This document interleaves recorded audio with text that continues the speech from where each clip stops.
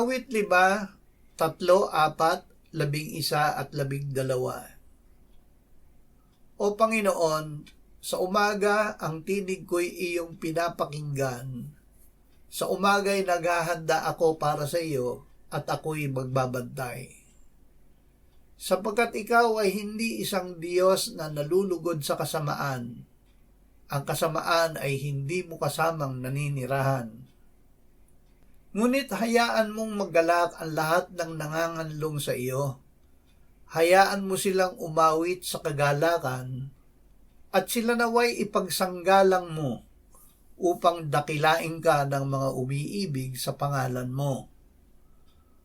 O Panginoon, sapagkat iyong pinagpapala ang tapat, na gaya ng isang kalasag ay tinatakpan mo siya ng pagligap.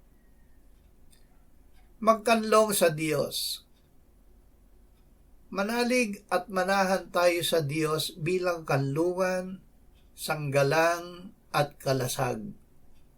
Sabihin natin gaya ng salmista, siyang naninirahan sa tirahan ng kataas-taasan ay mananatili sa lilim ng makapangyarihan.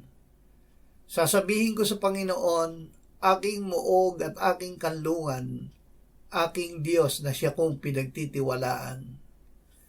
Sapagkat ililigtas ka niya sa bitag ng maninilo at sa nakakamatay na salot. Kanyang tatakpang ka ng mga bagwis niya at sa ilalim ng kanyang mga pakpak ay manganganlong ka.